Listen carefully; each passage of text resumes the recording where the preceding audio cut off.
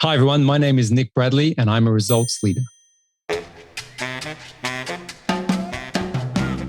You're listening to ResultsLeader.fm. Being a thought leader is easy. Getting results is hard. This show is for the results leader who lives and dies by their results. Here is your host and Chief Results Leader, Jonathan Rivera. Nick Bradley, good to have you on the show. And what people won't know is this is the third time you're on the show. So welcome back. And I'm glad to have you. And let's just jump into this, man. Let's jump into the first one. We're going to give our listeners an easy win. What book or books have you given most as a gift? Okay, so the book that I've given probably the most, if I go back over about 20 years, is The Alchemist by Paulo Coelho. And I read that book, it was about 20, 25 years ago, something like that. And it hit me at a point in my life where I was probably trying to orchestrate too many things and not letting things just happen. And I kind of realized after reading that book that sometimes you just got to go with the flow, and the universe takes care of things as long as you have a vision and you're clear on what you're trying to progress with that. So yeah, that's the book that I've given the most over the years. I love that book, and I've given several. Actually, last year I gave that book to all of our clients because it was such a good book. So beautiful recommendation. Now let's think back. Tell me a story of how an apparent failure set you up for later success.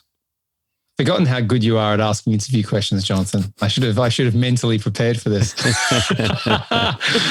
I've had what I call in my life lots of transitions, right? Things that when things happened at the time, I thought they were catastrophic, but you look back and go, that's why that happened, because it opened up a different sort of doorway. So probably one of the biggest things that happened more recently, I'll share this. It happened about 4 years ago. I lost a job, a big private equity job that I absolutely loved it. And I thought I was doing a good job in the role itself, but I didn't play the politics very, very well. And I didn't quite realize I was competing with someone who was a formidable foe. And I ended up getting sacked from that job. And at the time, I was just mortified for lots of reasons. I'd over leveraged myself financially. I had, my identity to some extent was a little bit defined by this role as well. I told everyone about it, and all of a sudden it was, I'm in sacks, right? But the gift of that whole thing was that what I do now and the businesses that I have now and the message that I share with people all came as a result of that, that exit, that leaving that job. And so had that not have happened, I don't think I would have had the impetus, or let's say the pain, to do what I'm doing now. So what would you say is the biggest lesson you took from that? It's a hard lesson, I think, for people to get in the moment. It's one of those hindsight lessons.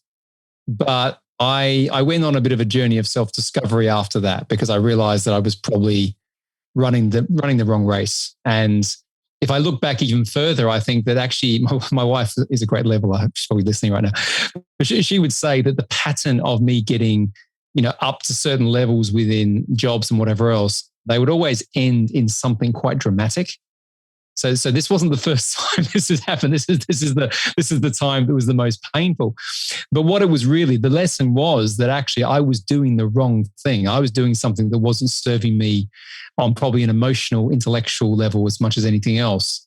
And now I look back in hindsight and realize that, I'd made the same decisions that were taking me around the wrong path, not the right path to what I do now, over and over again. I'm going to dig a little bit deeper, then we have to move on because we've got a schedule.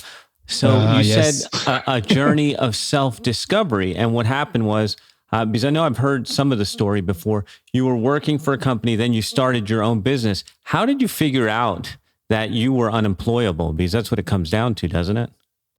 Yeah, I mean, this is the thing. So if I go right back, and I'll keep this a short story of what is a relatively long story to keep to our schedule. I was an entrepreneur from the beginning. So I had my first business when I was 17, 18. It was successful. I ended up selling it, not for life-changing money, but I had the whole scale up to exit thing happening as an 18-year-old. And then I decided to take a different path. I decided to take the path that was suggested to me by my grandfather. And his suggestion was absolutely built from his foundations and his belief system. So his whole thing was get a job, it equals security. And I wasn't really made for that. That wasn't really what I should have done. But I did that, and I dug in and I stuck at it for 20 years. Wow. And the thing about it is, I think you can only repress who you are for certain moments, right? Or some people do it forever and then they end up with lots of regrets, right? But as soon as you have any light as to what you potentially should be doing, could be doing, and it lights you up, then all of a sudden you've got to scratch that itch. And so I had that epiphany, if you like, around that time in 2017, but it was from a journey that started 15, 20 years before that. Powerful. What would you say is the most worthwhile investment that you have ever made? The cliche, to be true, is in myself. You know, I have spent a lot of money and a lot of time, and I've made some mistakes too, because mistakes in terms of, well, actually, let me rephrase that. I have made investments in myself that I thought would lead to a certain outcome. They didn't lead to that outcome, but they still gave me something that was very valuable in that process as well. Tell me about that, because I love this, and nobody ever talks about the investments that don't pan out still being good. And so give me an example, because I want our listeners to understand what you mean. Yeah, okay. I'm happy to unpack this. So I think you know, I remember the first time I invested in myself in what I'd call seeking mentorship, or some of the more, for you and I, like right now, it probably seems quite normal to go and join mastermind groups and get coaching and all that sort of thing. But back in, you know, the day, that would have seemed crazy. Like you go and spend 40, 50,000 on a university degree or an MBA or something like that, but you wouldn't go and get a mentor who's, you know, gone down the same path as you. So I remember the first time I ever spent any money, it was buying a Tony Robbins like CD, like 300 quid or something like that. And I thought, oh my God, it's 300 quid. Oh, this is, you know, what a waste of money. And now it's like 10 times that if I go back. But to your question, I invested in a coach about 2 years ago. And it was a coach who's quite world renowned for helping other coaches develop their businesses. And I was thinking, well, I'm moving more into a coaching and mentoring type of industry. And I've come from a corporate background, so I need to learn this. And I remember paying a good sort of chunky amount of money to join this mastermind group. And I knew from probably the second session, the first session was odd. The second session was like really odd. And he said something like, you know, I don't even need to turn up to this anymore because the whole thing you've invested in is just for you guys to all hang out together. Uh-huh. And I'm like, well, I paid for you to turn up, mate. I paid for you to kind of teach me what you've done, because you know, let's be frank, this mastermind's got 30 people in it. They've all paid 15 to 20 grand. You're sitting there on 500 grand for what is effectively 10 1.5 hour sessions. Quite like that model. And anyway, so the whole thing continued like this. It was, I won't obviously name names, but the whole thing was pretty like all over the shop. And in the end, I ended up, it's going to sound somewhat cocky, but I ended up teaching the class a bit, you know, in terms of how do you start to build a business. I started doing some of my business background coaching in this group that I was a participant. Anyway, so at the time I thought, what did I really learn here? I didn't learn anything from the person I thought I was going to learn from, but I learned a lot about myself. And from that, a couple of collaborations, partnerships that came from people in that room with me have now paid back, you know, well into six-figure sums in terms of networks that they've opened up and referrals that they've sent to me. So I paid the 15 grand, didn't get what I expected, significantly got a return on that investment from a very left of field set of circumstances, which I now think is probably part of the whole process. God, that is beautiful, man. I love that. And I love that you turned it around. One time I joke around about one of my investments where I say, I paid 50 grand to learn what I didn't want. And I thought it was the best thing ever. I'm like, I don't want that. Thank you. Very similar, because I don't call myself a business coach anymore. In fact, I take the coach word away from almost everything I say, because not that I have any issue with that, because I think, you know, I've been a sports coach. I've had great coaching, but I think sometimes it gets a bad rap. But what that intervention, if you like, taught me was I don't want to just be a coach. I want to do more than that. I want to define myself as more than that. And that's what I learned from that process as well. Incredibly valuable. So let's think back over the last 5 years. What new belief, behavior, or habit has most improved your life? Oh, can I give you two? Yes, Give it to please. So the first thing is when I went through this kind of first growth sort of discovery phase, where I sort of thought, I need to change this trajectory. I need to move into a different path. The quote that struck me the most was the Zig Ziglar quote, which is, if you help enough people get what they want in life, you'll have everything you want and need in life, something like that. And I'd never heard that quote before. And my whole life prior to that, when I was in the private equity world and doing all that stuff, was a bit more like, have you ever seen Billions, Bobby Axelrod? Oh, yeah. Right? That was my life, right? I would have killed someone and probably killed their family to get their trust funds. not as bad as that. Listeners, I'm not as bad as that. But the point was, everything was about me, get, kill, right? Really primal type of alpha stuff. And I heard this quote and it like hit me like a brick. And I was like, oh man, I've been doing this wrong. So hold on, if I give value to people, if I help people get what they want and I give as much value as I can, then that feels like an easier pathway than trying to step on everyone. So that was the one, I suppose it's a quote, but actually it's now become a massive belief change that has made the biggest difference to what I do now. So that's the first thing. That's probably the most powerful. And the second thing that I never used to do, which I do now daily, is I meditate. I do transcendental meditation daily.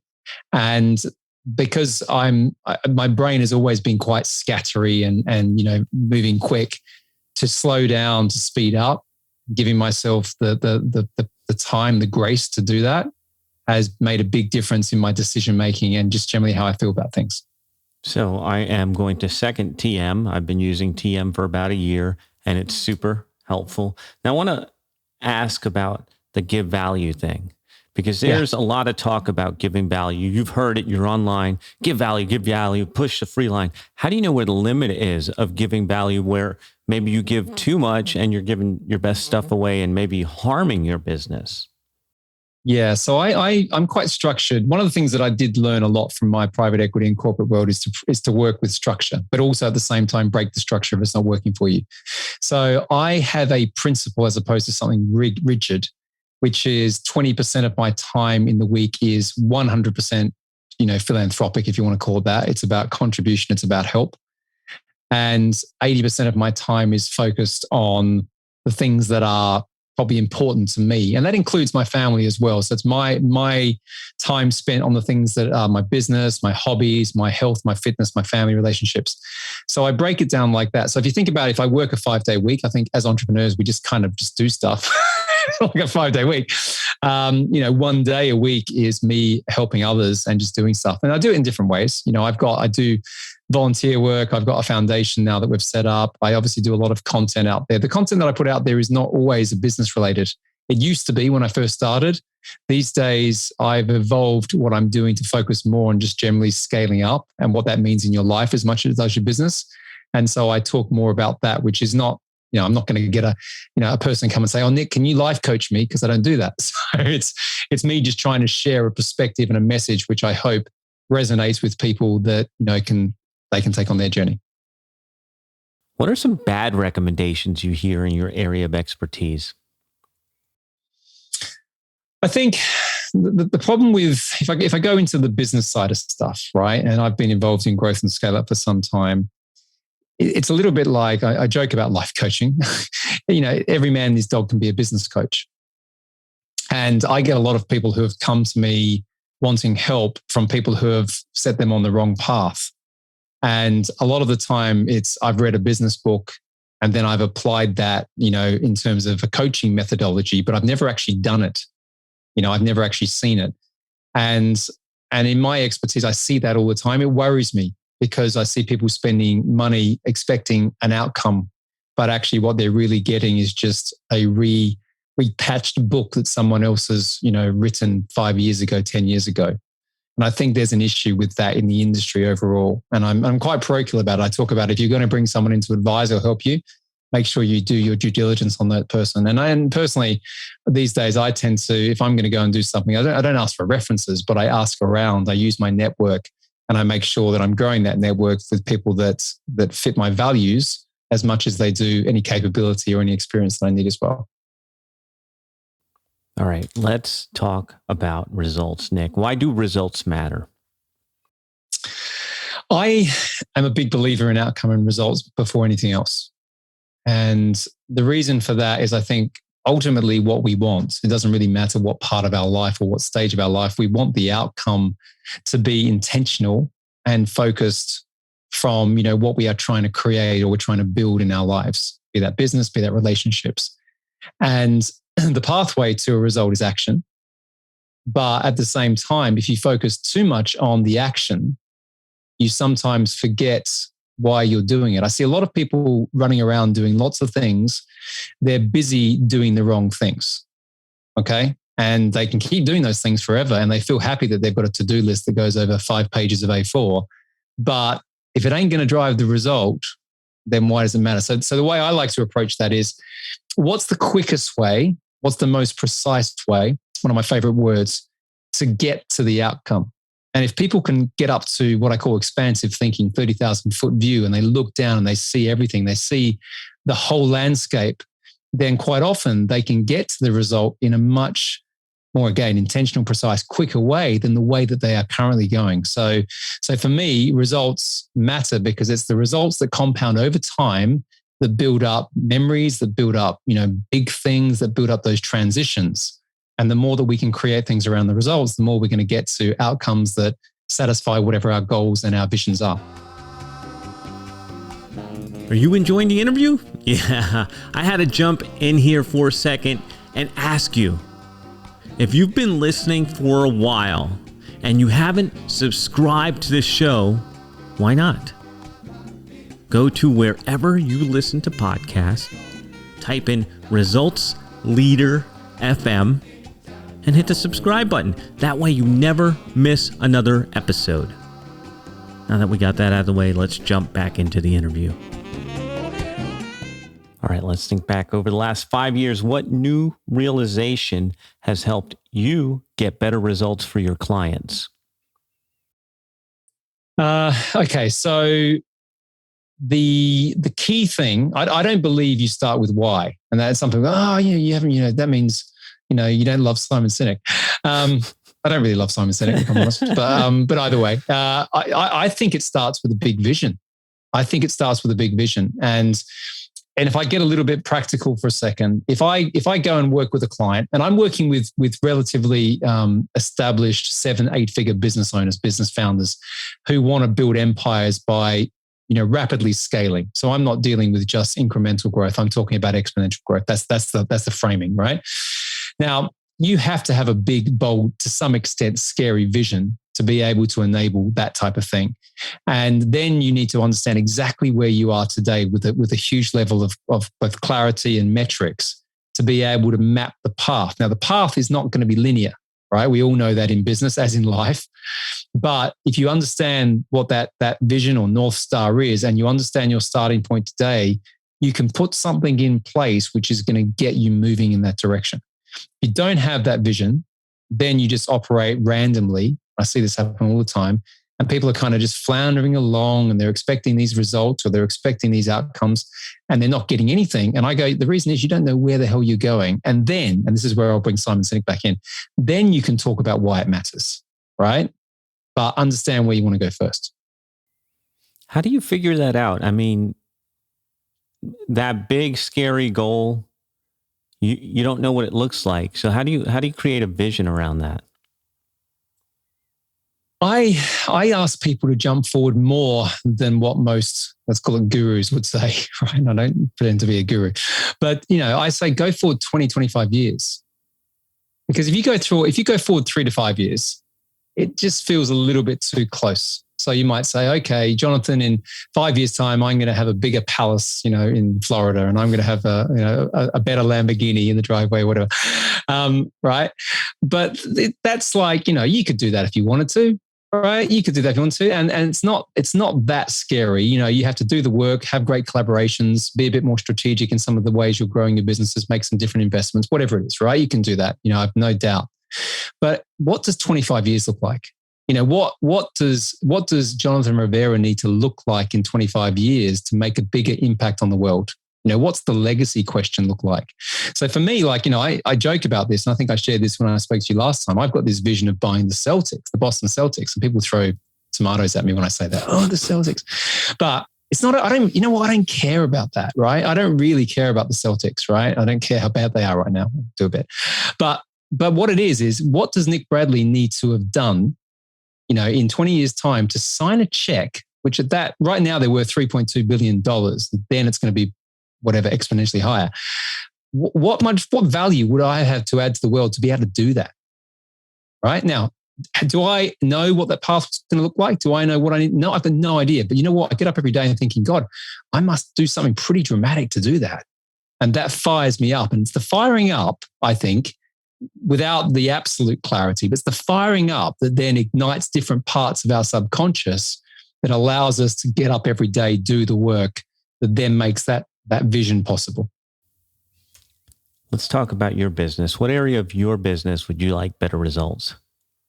So I've got 7 companies now. And I know. I like better results in leverage. No. I have the vision I'm doing is I'm building out an empire of businesses, right? So, and the idea is not empire like Genghis Khan. It's the idea of having, a whole range of things that are both providing me a lifestyle that's important to me, but also helping people in different ways. And then it allows me to give back. And the foundation I mentioned before, I've got a bigger mission behind all of that. But to your question, the thing for me is because I've come from a pretty relentless, let's call it programming for years, being out there, being really aggressive. With that comes pace and always after the next big thing. You could call it momentum. A fear of mine is the momentum stops.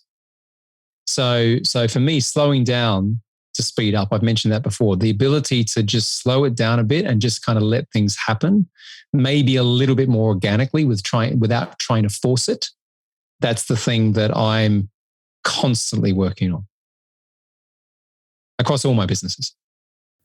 What results are you most proud of, Nick? If I think back if you asked me that question a decade ago, I would have said the promotions and the money. I would have said, cars, houses, CEO positions, that would have been the frame of reference then. If you ask me over the last 3 or 4 years, it's being brave enough after I lost that job that we just spoke about at the beginning of this conversation, being brave enough not to go back into that world again.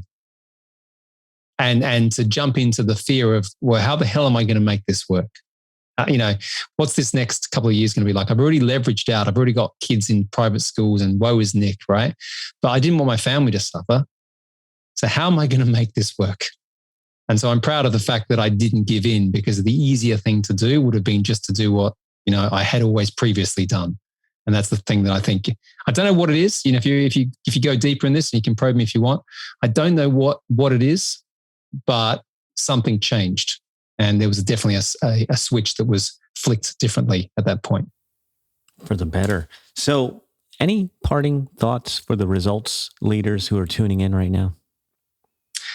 Yeah, I want to draw a line, if I can, under what I said a little while ago, which you've got to explore, I think, in your life, the things that you get energy from. And sometimes that's difficult, but unless you explore, I call it scratching the itch. Unless you do that, the risk of that is that you end up like I was, just staying on a path which deep down isn't the right path.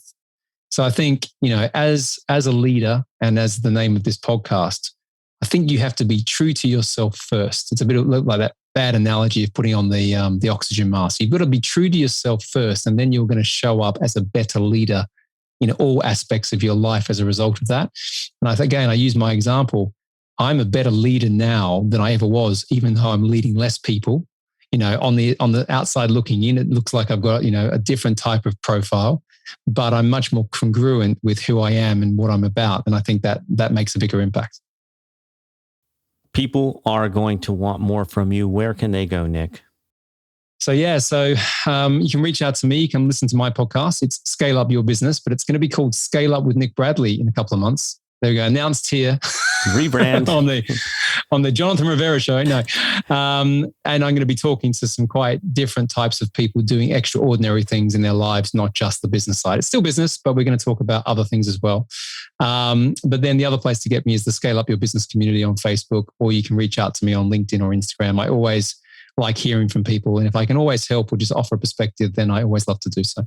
Yes, sir. I have enjoyed it. I would love to go deeper and deeper into all of this, but we've got a schedule to keep. So we've been talking with Mr. Nick Bradley. Thank you, sir, for being here. Results Leaders, thank you for tuning in, and we will be back in your earbuds next time. That is a wrap for another edition of ResultsLeader.fm. If you are out there getting results for your clients and you want to be featured on the show, go to ResultsLeader.fm now and apply to be on the show. And if you love what you're hearing, share the show, give us a rating and review, do anything to help us get the message out there. Thought leadership is easy, but results leadership is hard. We'll catch you on the next one. This program is brought to you by thepodcastfactory.com.